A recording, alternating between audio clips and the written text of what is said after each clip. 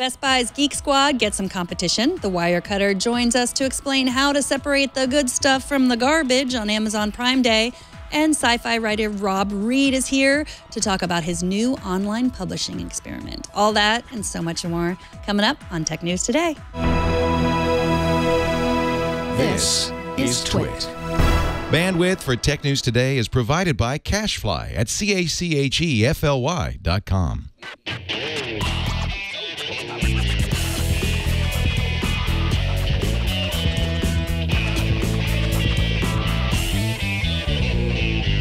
This is Tech News Today, episode 1806, recorded Monday, July 10th, 2017.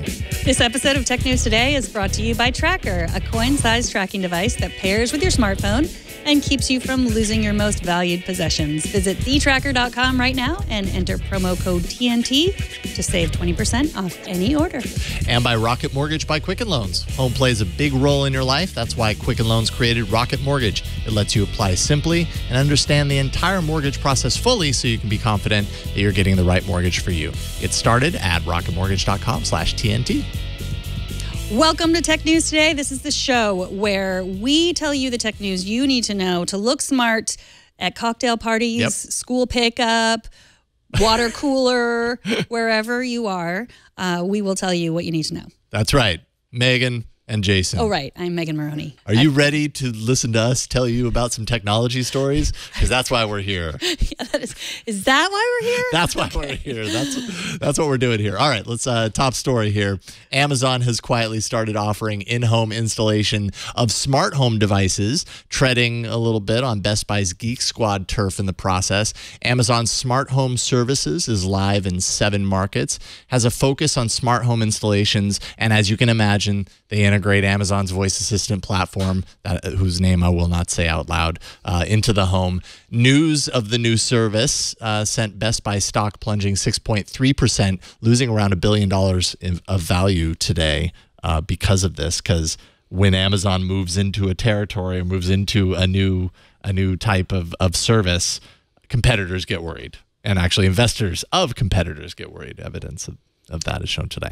I'm not shedding any tears for the Geek Squad, I gotta say. I felt neither here nor there about the Geek Squad until we reported that story about how they have a deal with the FBI to turn over people and who they find things on their computers. And I just found that kind of a little bit distasteful. So, but I do think that I kind of want to outsource this sort of stuff, but I really don't want to, because any of the smart home stuff that I've finally gotten around to setting up, it's like, it's sort of a chore, but it's really not that hard. And I think it's a really good learning experience for yourself and for, I have my kids usually helping me set stuff up. So it's good. You get to get in there. We have so few opportunities to get into our electrical equipment or just kind of see what's going on. So at least if something's going to be locking and unlocking your door, turning off and on your heat, I say know as much about its installation as you possibly can. Yeah, but some people just don't care. You know what I mean?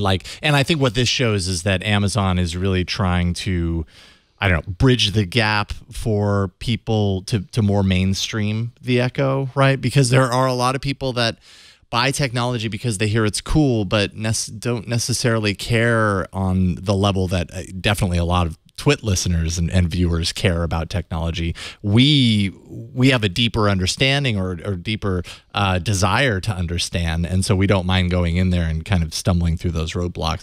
This at least allows people who have heard about this Echo thing and hear that it's a really big deal and everything to get one and not be afraid about getting one because, smart home, I've heard, is really complicated and unsafe and hard to set up. This way they have a way to do it from Amazon itself. They're pricing it around $99 for simple installs. More complex, more cost, obviously. And the markets right now, Seattle, Portland, SF, San Diego, Orange County, and San Jose to start. But apparently Geek Squad, I didn't know this, around 5% of Best Buy's revenue. So I mean that's a chunk, but it also kind of seems kind of small. I don't know. Yeah, I don't know either. I mean, things are getting easier to use. Maybe that's it. Technology is getting easier to use. I mean, Recode said that Amazon's been hiring home gadget assistants installers for a while. So I mean, if that's something that you're good at, then I say yeah. And you're looking for a job, that'd be something to get into. I'm sure they're expanding. But yeah, I mean, it's one thing to be like a geek about Linux and say like, I'm not going to get inside any Linux boxes anytime soon. But if it's something that you're putting inside your home with your family, I think, like I said, I think you should do it yourself. Yeah, understood. Twitter announced new advanced filter settings for your personal war against trolls and bots. If you go to Settings, Notifications, Advanced Filters, you can mute any user who doesn't follow you or who has a brand new account. This is in addition to the filters rolled out back in March that let you mute users who don't follow you. Now, all of these measures are designed to control how much hate speech and misinformation you see while simultaneously not blocking anyone's free speech. Because everyone has the right to free speech, even if they don't deserve it, because it's not about deserve, it's about what you believe, and I believe in love and free speech. Yeah, man. Wonder Woman. Yeah, Thank you, Kevin. man. Yeah. I won't stop quoting Wonder Woman when it is appropriate. See, I was just more on like Freedom Rock, man. No, I know, because you haven't seen Wonder Woman. No, you're right. I haven't. And I promise I will one of these days. Probably not while it's in the movie theater. And I'm sorry. But yeah, Twitter told Axios that they don't plan to roll out a tool that flags inaccurate tweets, which I think that's appropriate, right? Like Twitter's in a very challenging position here where they're trying to figure out how they gain some control over the platform while at the same time not making it seem like they are walking around telling everybody, hey, this is what you can say and can't say. There are certain things in the terms of service that you aren't allowed to do on the network, but I think it behooves Twitter for its users to kind of not get in there and get too messy with how it dictates what people are saying on the network. So, they continue to go this approach of giving the user the ability to just not see or be exposed or be notified about these things that they don't want to. And so the more filters, the better. I'm really honestly surprised why they didn't roll this out earlier, but they continue to, and so props for continuing to do, I think, the right thing. Yeah, I think they hadn't thought about it. I mean, I think that people made them think about it. People that were not having, people had all the different kinds of experiences on Twitter, and they shared them, and then they did something about it. I really do feel like this, I can completely understand how these work. People are kind of like, what? It's a setting to mute people. There is nothing more than there's no other setting that I love more than that mute, that the person that you're muting doesn't know that they're being muted. Yeah. It's like, it is the perfect setting, because it's like if someone is constantly bothering me, saying hateful things for whatever reason they have for saying them, I just mute them. They don't know. They're still shouting at me into the void. They have no idea I'm not listening to them anymore. It's beautiful because they can get out whatever they need to get out, and I don't have to see it. It's like go into the room and Right. Scream into the pillow. Yeah, exactly. And so it's totally fine. I mean, I love feedback, negative feedback, any kind of constructive feedback. I'm okay with non-constructive feedback. And so then that's put into a different section of my notifications, and I can just take a deep breath. Whereas, if I'm in the regular set of notifications, when I'm, getting notifications from you or other people that I am friends or friendly with, like it's one thing, but then, I go to this other place and I just...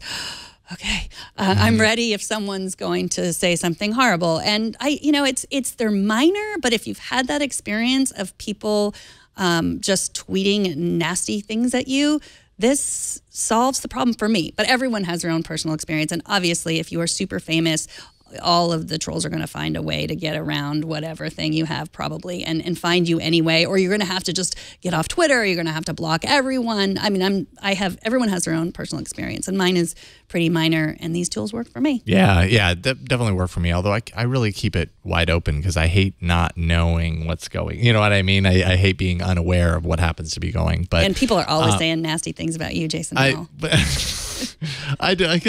If they were and I had them hidden, then I'd never know. And then that's the other side of this is, do you want to know that this is happening? Because I don't know, it could blindside you at some point. And then you're like, oh, well, I had no idea. I was just hiding it all anyways. You know what I mean? If someone's telling some conspiracy theory about you, you have no idea.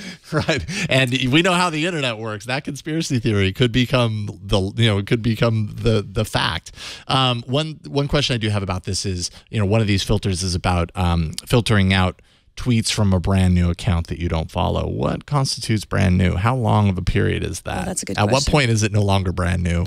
I guess we don't know that, but well, I mean, they're talking about the egg accounts Yeah. often, like people who haven't put a profile picture on there. I'm sure they didn't say exactly what it was that they. I couldn't find it. I Okay. read a few different places, but anyways, I think those are effective tools, and I appreciate that they're continuing doing that. Right, and they're your choice. I mean, you don't have to mute anyone. Right. Exactly. Keep it open if you like. Megan, you can finally buy your very own Oculus Rift. Awesome. All right. Now that Facebook announced another drop in the price of the VR headset down from $499 to $399, it's a temporary drop, but still, if you buy at that price, they'll even throw in an Oculus Touch controller. Normally, that's $99 extra. That's now packaged for free for this special. That's the same cost altogether of PlayStation's VR headset setup, which has been kind of the inexpensive of the top tier solutions.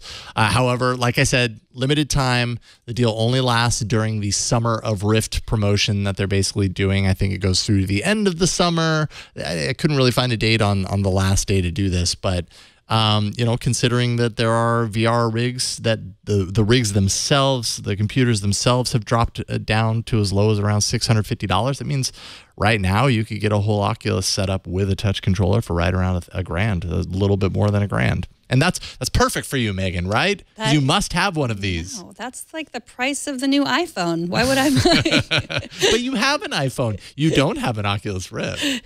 That's true, and I won't be buying one anytime soon. Okay. And everyone says like this is such bad news for Oculus, and they're trying to spin it. And Jason Rubin, who is the vice president for content at Oculus, says it's not about not being able to sell it. They just want to make it more of a mass market item. They want to give it more mass appeal. Which that game's so much fun, by the way. Anyways, sorry. So yes, it's a lot. $1,000 that for VR, which a lot of people are just calling a fad, and with just the growth of AR, I don't know. I mean, this has to be right. I mean, I'm glad that you put in the amount of money that the actual rig costs, because again, it's still $1,000. Yeah. Which is better than it was. I mean, what's crazy is how much it's dropped. Before I get there, Burke thinks it should be $199. $199 for the VR headset and a controller. I mean, that's a nice aspirational price, but that would get a lot of movement. What do you want? I mean, oh yeah, really. I mean, when it boils down to it, for the majority of people, I think the fact that it's headset, controller, and then a whole computer. That's the big sticking point, because you have to really decide. Like if the headset were if it were like the console model, I think it would be way more successful, because with a PlayStation or with an Xbox, I get that and I have everything I need. But there's too many pieces, and I think the mainstream user that's just one piece too many. You know what I mean? And an expensive piece. So will you buy one? No, probably not. I'm still kind of hanging out on the edge of this stuff, and I'm happy to see the prices drop. And I have played some games on the Oculus Rift that I would love to be able to play at home. But I'm also, unrelated to VR. I don't know right now with my kids the age that they are about bringing something like this into the home. For me personally, I just know how much of a distraction it would end up being, and maybe later, but not now. Yeah, I mean, I still think like if I were going to jump into the VR soup, I would probably get the PlayStation VR, because it's $350 for a PlayStation. That's all you need. Yeah, and you might already have a PlayStation. Well, I don't know if you guys have. I don't already have a PlayStation. Okay, well, they might already talk you into getting them one. Okay, I would totally get this Oculus if it worked with my iPad. Someday, maybe. Amazon Prime Day is almost here, but with all Amazon deals, there comes greatness, and then there's some garbage. Here to talk about how to find the greatness is Adam Burakowski from The Wirecutter. Welcome to the show, Adam. Hey, glad to be here. Thanks for coming on. So let's start with, what exactly is Prime Day? So Prime Day is Amazon's attempt to make a shopping holiday in the summer. Usually the summer is a time of low sales, but Amazon for the past couple of years has been trying to really hype it up as this huge shopping day. Awesome. And so do you have to be a Prime member to take advantage of the deals, or can anyone do it? For most of the deals, you'll need to be a Prime member. There are some third parties and some minor deals throughout the day that you could do as just a regular member, but for the vast majority, yeah, you'll need to be at least a trial member. Now, obviously, the holiday season is a huge, point in the year where everybody, throws their best sales out there. And I know Amazon really does that a lot too. How does this compare? Because I know this is the third time that Amazon Prime Day has come around. It's obviously working well for Amazon. Is this the more important non-holiday to look forward to when it comes to shopping on Amazon when compared to like the holiday season? It really depends on the kind of product category. There's a lot of things that are that have new products that go live in, say, February, like new models of products. Right. And you can get some really good deals in November for things like that, like, say, laptops, where they have the next model coming out in the new year. But we did notice that Prime Day last year had some of the best prices for the whole year. So it is definitely possible to score some like really out of the ordinary deals. And I mean, hopefully that continues this year. Mm-hmm. So Jason and I have worked together for a while. And so we have this kind of he's a better deal shopper than I am. Like he recommended this website or app called Slick Deals, and I tried it, and I just found myself buying all kinds of stuff I didn't need. Like, oh, it's a deal, I'll buy it. Yeah, it's easy to get obsessive on things like that. But he seems to find them, and I don't know. Like, I just go to Wirecutter when I need something, and I find the best thing of that something, and I order it, and I call it a day.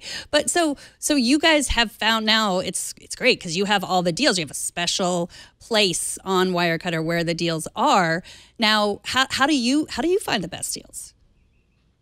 Well, I came at deals from kind of a similar background where I was going on Slick Deals a lot, and I used to just post a lot of things on my own sites. And one of the reasons I came to Wirecutter was so I could post more curated stuff, because I don't want people buying everything, like I want people just buying the good stuff. So that's kind of the purpose of the Wirecutter deals feed. But the way we look at things, we do check Slick Deals still. It's a great site. We check sites like Camel, which give you a price history so you can make sure what you're buying is a good value. And we get a lot of like reader tips, as well as like we have on our back end of the site, we have some pricing data and things like that. So we can really check a lot of research sources to make sure the stuff we post on our deals handle is a good deal. But like the most important thing I would say about deal shopping in general is you should like check the historical data to make sure what you're buying is a good value. So I have an Echo Dot in almost all my rooms. I have an Echo Show and the original Amazon Echo, both of those in the kitchen. I do not need another one, and yet the Echo Dots are $35. It's calling to you, Megan. So, it's saying, I'm on sale, therefore buy me, even if you don't need me. Right, this will make a good gift for someone. I mean, tell me why I shouldn't buy this thing I don't need. I might not be the best person to ask because I only just got the Echo. I don't really have like a smart home setup, and a lot of my friends don't yet. In general, I like the idea of just buying what you need or what you think you will need soon. So if I did have like smart home lights, it's no problem buying like the Echo Dot. You'll just end up blowing a lot of money that you don't need to if you're just purchasing things that look like or that even are a good price if you don't really need them. But if it's something that'll make your quality of life better, why not? Yeah, that's true. So I was going to ask you what you're going to buy, but I feel like I should tell you, if you don't have an Echo Dot, you should buy them. $35 is a really good deal. There you go. I'm still learning about the Echo because I've only had it for 2 days now. I got it because of this a lot of deals they're running where you can order something and get like a $10 gift card, and then if you reorder it, you get another $10 gift card. So I just got some food that way. The Dot looks interesting. I might want one in, say, like the garage because I have my gym set up there. Wow, I've never thought about putting a digital assistant in the garage. But that actually makes sense if you've got all of your gym stuff there. Right, you can do the 7-minute workout, and then it keeps track of your workout, and she gives really good compliments. I feel like I'm doing an advertisement for Amazon. I'm not. But you do love your Amazon Echo devices. That much is true. So obviously they're doing a little bit of a preview. When does this all kick into gear? Is it 6 p.m. Pacific today? And have you heard of any? Do you have any sort of sneak peek into any products that people should look out for? Yeah, it's 6 p.m. Pacific, and so 9 Eastern. And that's when they'll start some of the Amazon device deals. Like they're putting the Echo up for $90, which is the best price we've seen on a new model. They're putting up the Dot for $35, like you mentioned. Things like some of the Fire HD tablets. And they also said going live around then would be some TV deals. One, I'm hoping, but I have no way of knowing because they haven't announced the model. I'm hoping that one is our upcoming, in our update for our TV guide, we have a TCL TV. And I'm hoping one of those is that particular model of TV. It's hard to say because there's still a lot of secretive stuff about what's going live at 9 p.m. or 6 Pacific. Mm-hmm. Well, Adam, thank you so much for joining us. I don't want to take any more of your time because I feel like each minute we waste of yours is one more minute you could be finding and posting all of the great deals on the Wirecutter. So where do people go to find all the deals that you've curated? We'll be posting them most quickly on the Twitter feed, which is Wirecutter Deals.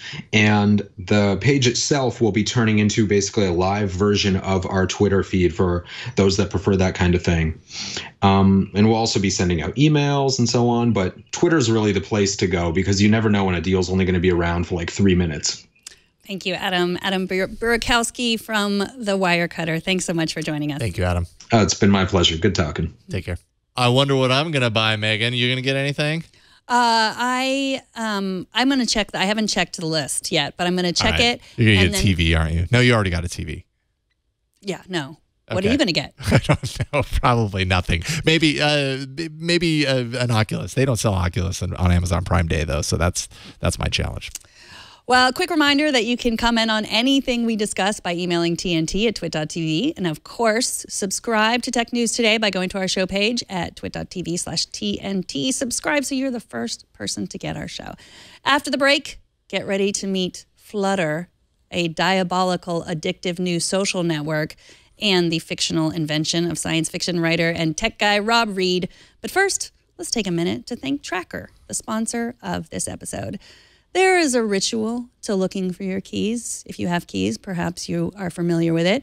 First, you check the obvious places, the couch, the kitchen, your pockets. Then you check the weird places, the bathroom, the fridge, the hamper. Then you start getting creative. I'm looking at you, peanut butter jar.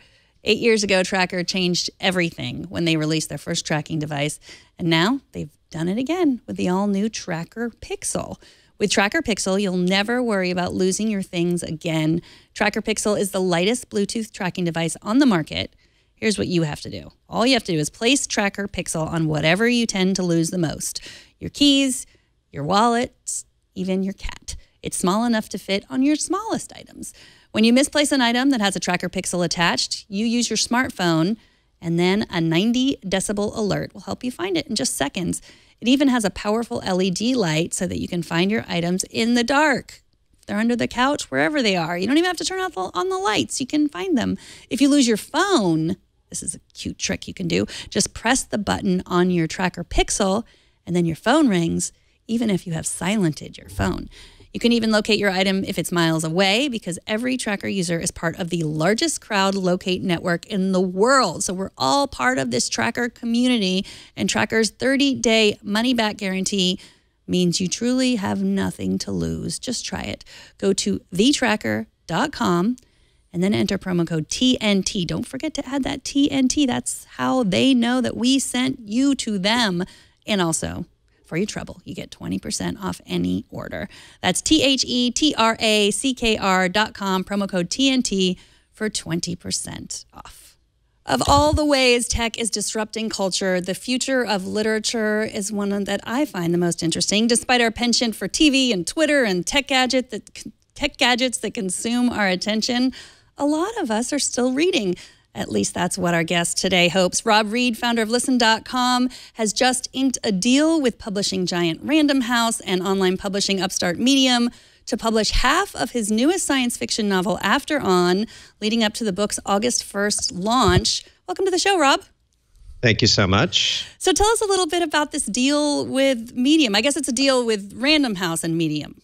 Yeah, but I kind of put it together, and they were both, kind enough to go along with it. So basically, back in the dim dark past, publishers would very commonly release a big chunk of a new book in a major magazine. That was how a lot of books used to get launched. They called it first serial.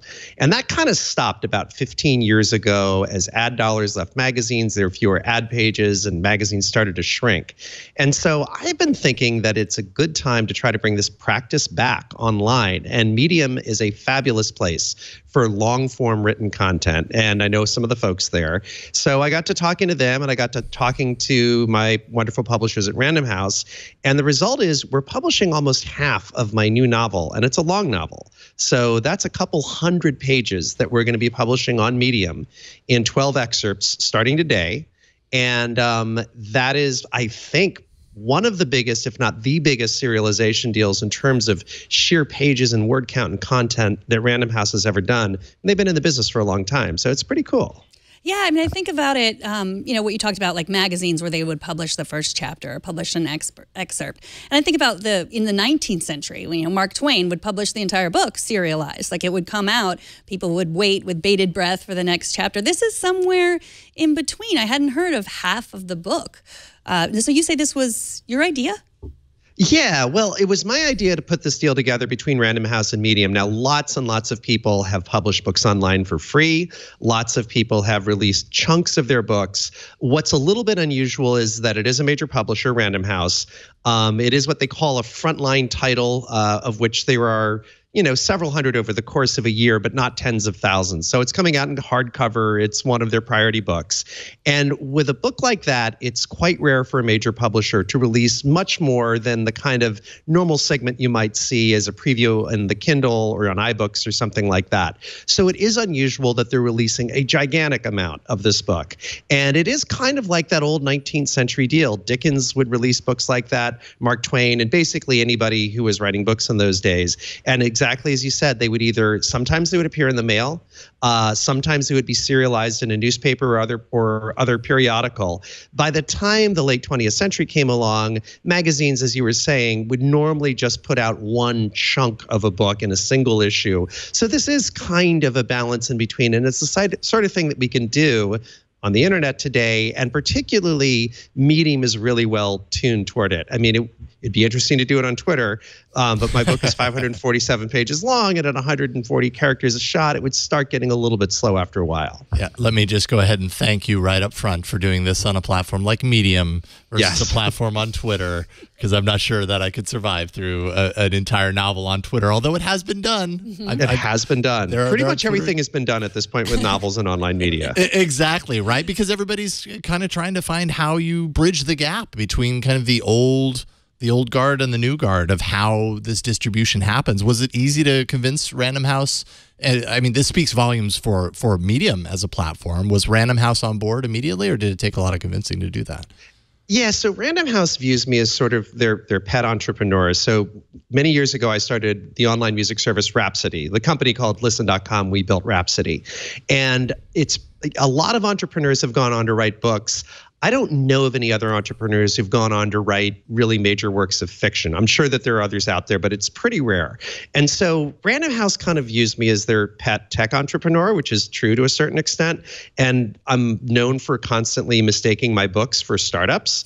And so when I come to them with some, kind of goofy proposal of like, hey, we're going to do this biz dev deal with this company in Silicon Valley, they usually play along. And I'm going to give Random House a lot of props. They're very digitally savvy for a giant company a company of any scale. They've been, really smart about how they've used social media. They were super early getting their entire catalog up on the Kindle many, many years ago. So they're pretty digitally forward. It wasn't a very difficult pitch with them or with Medium. It's a pretty natural story, and particularly because this book is a very deep in the tech sphere. It's set in present-day San Francisco. It's about the startup scene. It's about a diabolical social media company that suddenly attains consciousness. A little bit of a spoiler there, but you'll see that coming like hundreds of pages off. So it's very much about the digital world. It's very much about the online environment. So I think there was a natural fit there as well. So if your books are like startups, do you buy them free lunch and like foosball tables and stuff? Yes, I treat my books very well. I don't want any of my books leaving me for another author. That would be a terrible thing to have happen. And I also give them fabulously generous stock options as well. Good. So it's my books are very, very happy with me. Oh, good. So I know Medium is starting a subscription service. Like I've been contacted and I haven't looked too much into it, but I have seen some authors are giving away, a video free, but then their content is behind a paywall. Is your book behind the Medium paywall? Yeah, so they just launched their subscription service a couple months ago, and I think it's fair to say that they are in a period of intense experimentation with it. So what we're doing with this book, with my book, is the first 3 excerpts, including the one that went up today, are just basically open posts. They're free to the open internet. They'll always be out there. They'll always be accessible. And the 3 of them combined come to about 50 pages of the novel. So it's a pretty big chunk. In fact, that's probably more than 90% of books will make available in their free digital book preview or whatever. So that's a lot. The next 9 excerpts are going to be members only at Medium. I'm pretty sure they've got a generous free trial policy, but that's also something they're experimenting with. So I don't want to misspeak on that front. But the next 9 will be behind the paywall. I do know that Medium membership is $5 a month. Then the other thing that I'm doing, which is pretty fun, is I'm creating 8 really long, in-depth podcasts that go into the science and technology that are connected to the book, because the book goes deep into artificial intelligence. It goes deep into quantum computing, synthetic biology, consciousness, neuroscience, all this stuff. And when you research that stuff, as I did, talking to lots of brilliant scientists and technologists, you find yourself wanting to put these 20-page digressions into your story about how cool synthetic biology is right now, but that's kind of lousy storytelling, so your editor gets really mad at you. So what I've decided to do is I'm making these really in-depth podcasts that are long-form interviews with people who are expert in these different fields, and I'm also putting those up on Medium. Now, those are also in the members-only section, but when the book comes out, and it comes out on August 1st, I'm going to put all those audio casts up as podcasts on iTunes and Stitcher and everywhere else. So those will be going up week after week after week after the book comes out. Initially, members only on Medium, but starting in a few weeks, that's going to be a series of podcasts that are kind of like, extra content to wrap around the book. So you're doing this podcast with our friend Tom Merritt. I am. And so who are some of the guests that you two are going to be talking to? So basically, Tom and I co-host each episode, and we talk about the topic that we're coming into at the beginning. Then there's that long interview, and then we discuss the topic in the book afterwards. So our first episode is about augmented reality, because the book starts with an augmented reality sort of scene in a famous bar in San Francisco called Bourbon and Branch. And our first interview is with Marone Gribbets, who's the CEO of Meta, which is one of the 3 leading AR companies right now, in my view. The other 2 are Microsoft and arguably a company called Magic Leap, although they've never shipped a product. They've raised over $1 billion, so they're pretty prominent. So Marone's got products out there. He is really, really sharp on AR. That's our first guest. Second guest, we're talking to Adam Gazzaley, who is a brilliant neuroscientist at UCSF. Adam is doing extraordinary research in the field of video games and how video games can quite literally reverse dementia. And that might sound kind of insane, but he's actually landed on the cover of Nature, which is one of the 2 most prestigious scientific journals in the world, for that work. So he's our second guest. We talked to Sam Harris, a very well-known author and commentator on issues of geopolitics, about nihilistic terrorism, which is another major theme in the book. We talk about digital privacy and government hacking with Cindy Cohn, who's the head of the Electronic Frontier Foundation. That was a fantastic interview that we just finished editing, and I'm I'm really excited about that one.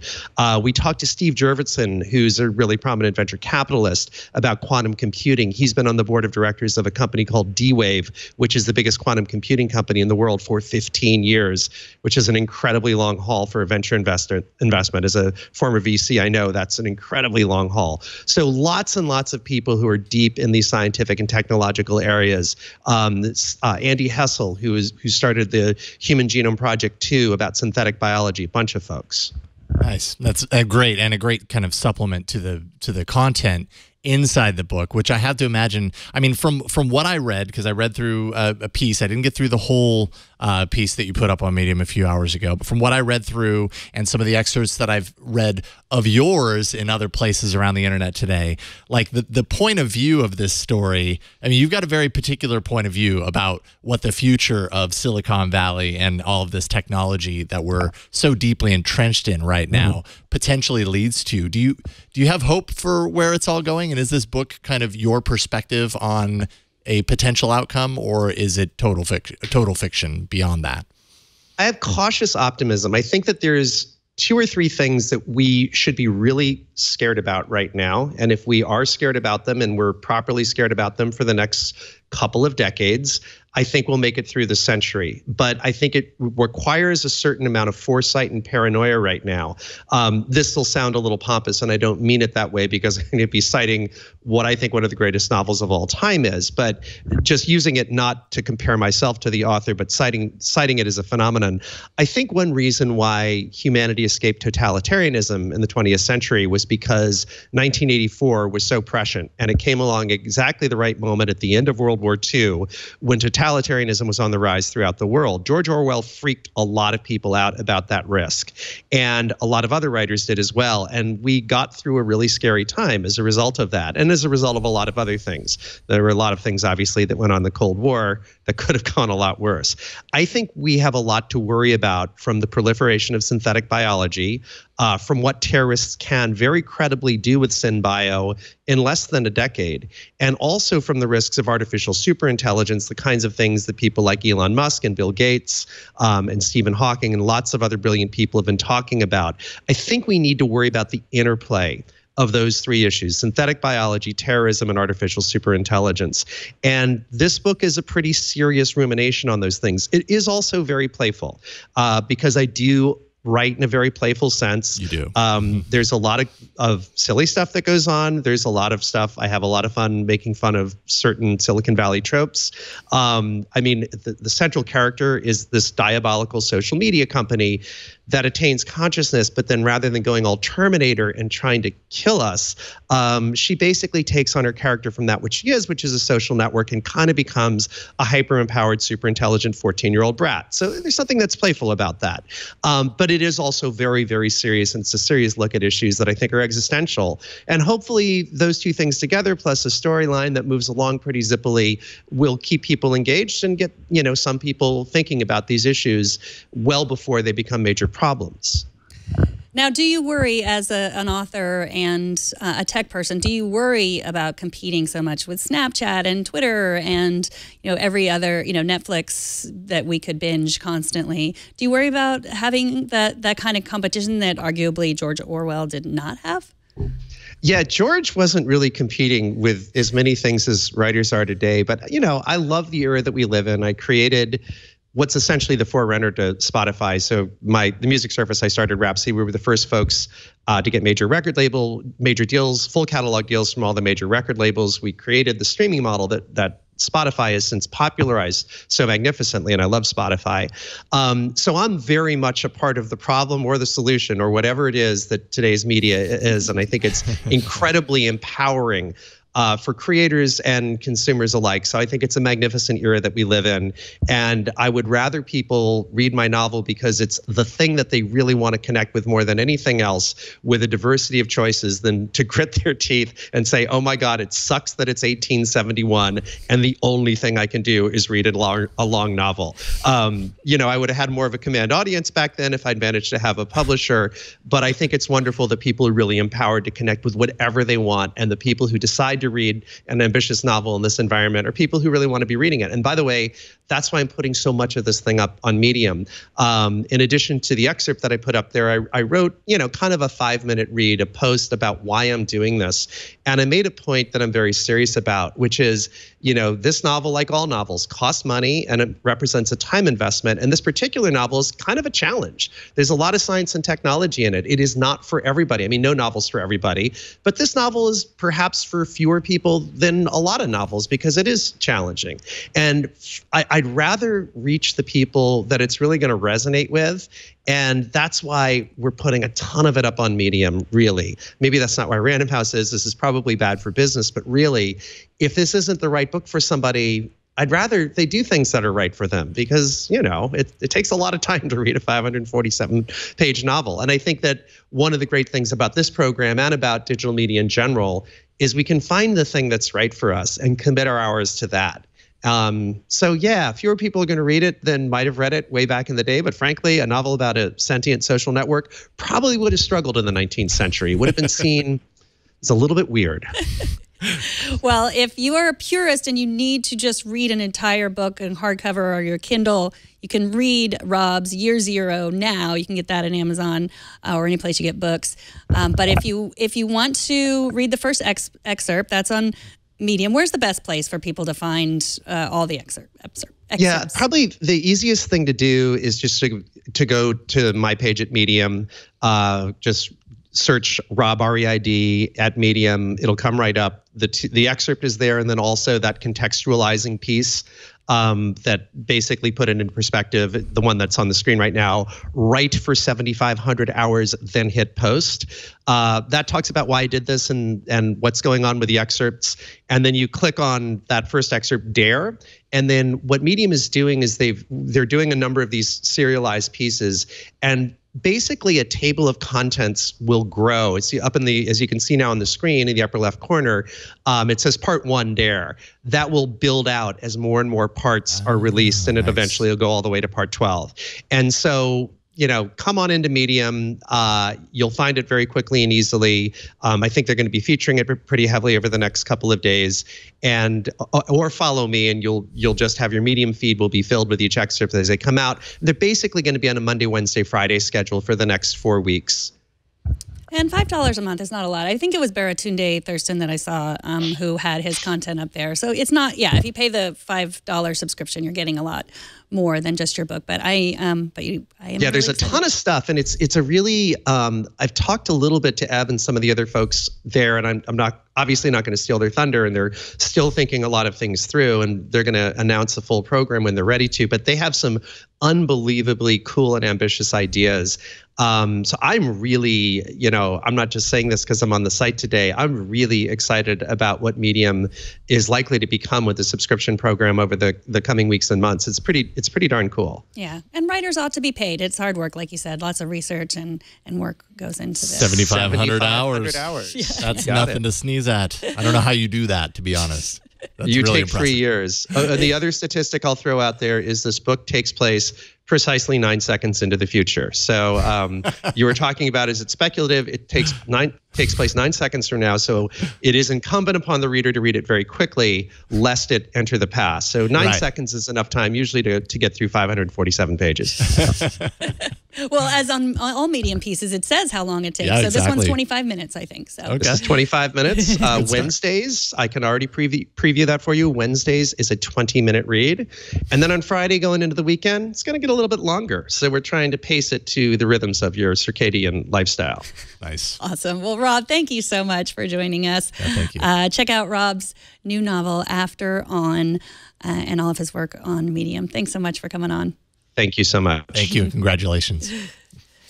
All right, coming up, a new controller for the digital music creation set. It's perplexing to me, but amazing nonetheless. We'll check that out. But first, let's take a minute to thank Rocket Mortgage by Quicken Loans. They're the sponsor of this episode. The mortgage experience, it's not that easy. It wasn't keeping up with the times. It was dated. It needed a client-focused technological revolution, and that's why Quicken Loans created Rocket Mortgage. Rocket Mortgage gives you the confidence you need when it comes to buying a home or refinancing your existing home loan. It's simple, Thankfully, it allows you to fully understand all the details and be confident you're getting the right mortgage for you. It's convenient, of course. Their trusted partners allow you to share your financial information with Rocket Mortgage at the touch of a button. They kind of make it about as simple as it can be. It's powerful. Whether you're looking to buy your first home or your 10th, Rocket Mortgage is able to perform thousands of calculations in seconds based on your income, your assets, your credit. Rocket Mortgage analyzes all of that, comes back with a home loan option that's perfect for for what you qualify for. You can find the one that's just right for you. Rocket Mortgage by Quicken Loans. Apply simply, understand fully, mortgage confidently. To get started, go to rocketmortgage.com/TNT. That's rocketmortgage.com/TNT. Equal housing lender, licensed in all 50 states, NMLSconsumeraccess.org, number 3030. And we thank Rocket Mortgage by Quicken Loans for their support. All right, feedback time. Ben Cotton wrote in about our ongoing discussion. This seems to pop up here and there of why we see Facebook ads about things we didn't search for, but only talked about. Sometimes out loud, you talk about something, and the next day you see this search item, this ad appear, and you're like, wait a minute, that's the thing I was talking about. That's so weird. Ben writes in and says, observational selection bias. My wife and I bought a Honda Pilot earlier this year, and now I see them everywhere. I doubt sales have changed much. I'm just looking for them now. Did the ad appear in the past, but just get ignored, as most ads do? I'd be willing to bet that it did. There's probably some truth to that. But man, sometimes it's so freaky. Yeah, observational selection bias. I like learning about all different biases or biases. Bias. And the terminology that accompanies them. Yeah, I think bias is the plural of bias. But yeah, I mean, this makes sense. It's like coincidence, or or like when you name, a child has like a slightly odd name, and then you think, oh, it's so popular now. It's just because you hear it all the time. You've top of mind. It stands out, versus other times just kind of fading it off into the distance, but. Still, sometimes it's so weird. Sometimes it's so specific. That's, I think, when it's the weirdest. When you're like, yes, but I've never even heard of that. And now suddenly there it is all over the place. It's weird. It's freaky. It is. TNT's fan of the day is Suzanne Raymer on Instagram, who sent us this photo of her dog, saying, your video of how I watch TNT with the dog barking set Spike off as well. This was a little while ago. We had to dig deep for this one. So that's Spike. Spike is a cutie. Did not like hearing a barking dog. I imagine Spike is barking or something, or looking away. Just like, I can't possibly watch this. Yeah. So send me your pictures of your dogs watching TV, or your goats. I like pictures of goats and I like pictures of dogs. And if they're watching our show or listening, I would love to see that. And you're guaranteed to get in here if you do that. And even if you have no dogs or goats, just show us how you watch or listen. Record a video, take a picture of yourself or your setup, post it to any of the social medias, Instagram, Google+, Twitter, Facebook. Of course, use the hashtag HowIWatchTNT, and we will find it. All right. I'm a sucker for music and technology stories and kind of how they intersect, those two things. Music and technology intersect in crazy ways, especially in the modern era of music making, where people can dream up how they want to control their music and then create the hardware to make it so. Sean Wasabi is a musician in LA who is also a video game player who loves the feel of arcade-style buttons because, they have such a quick response and they just allow for this crazy type of control. He discovered a piece of hardware called the MIDI Fighter by DJ Tech Tools, which is a 16-button layout of arcade-style buttons that can be programmed to play individual pieces of music. But Sean wanted more than 16 buttons, so he reached out to the company that created it and worked with an in-house engineer to develop a 64-button prototype, 3D printed. That's the one that you're seeing here, which he put to use on a song called Marble Soda. Currently, that song has more than 18 million views on YouTube. And if you turn up the audio, you start to realize how weird, how crazy this is. Arcade buttons, and I like how they feel when I press them. Those buttons are designed. So every single time he's pressing a button, he's firing off a new sound or a combination or an animation. I mean, all of his finger presses are rehearsed.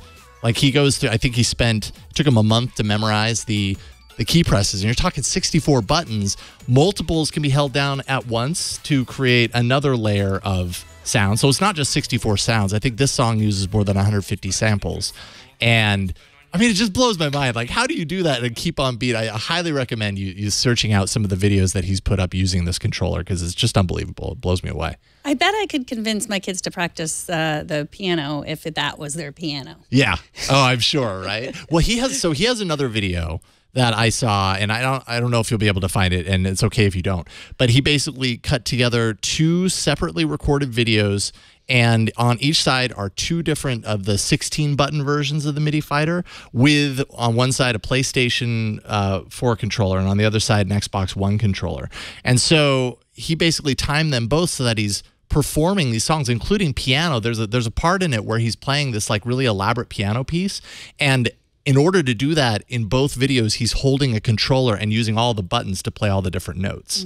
And it's just like, how do you do, I'm speechless when I see stuff like that. Yeah, this is it. This is it. I think if you go halfway, he picks up, he starts to pick up the controllers a little bit later and stuff, but it's really unbelievable.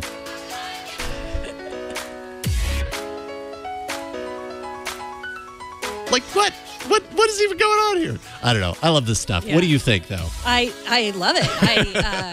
I like I said, I do think that it could really get kids more interested in music, which I think is a losing art against video games. Yeah. Well, yeah. See? Exactly. We don't want to lose them to video games. So if we merge video game controls with music, then they're learning something beyond just playing video games. They're Nothing against video games, well. but yeah, the combo would be amazing. Anyways, if you want to check it out, definitely do. And you can actually buy one of these controllers. He had reached out to the creators of this hardware. What was it? DJ Tech Tools, that had initially created the 16-button layout. They designed for him specifically that prototype, 3D printed it, gave it to him. He started doing all these videos and everything. And out of that, people started like demanding it. Like, we've got to be able to get one of those for ourselves. So then they've made 1,000 units, and now they're selling it publicly for $500. So if you think you are a MIDI fighter, now you can do that. Megan, I'm talking to you. Okay. You can be a MIDI fighter 64 player. And I know you will. TNT records live every Monday through Friday, 4 p.m. Pacific, 7 p.m. Eastern, 2300 UTC at twit.tv/live. You can be part of the show by emailing us at tnt@twit.tv. Leave us a short voicemail at 260-TNT-SHOW. And find us on Twitter at TechNewsTodayTV. You will also find us at our subreddit. That's technewstoday.reddit.com. And you will find all the ways to subscribe to our show at twit.tv/TNT. And if you want to tweet at me more interesting ways to get my kids to practice piano, please do. I'm at Megan Maroney. And I'm at Jason Howell. Thanks to Kevin for not only editing today, I'm assuming, but also being the TD. He's shaking his head. So thanks for doing double duty. At the last minute, I know, swooping in to save the day. Thanks to Burke for helping out in the studio. Thanks to Jammer B, because you're right there. Thanks to the folks who are here sitting in the studio, because we have some live viewers here. That always makes us feel special. And thanks to you for talking tech with us today. We'll see y'all tomorrow. Bye, everybody.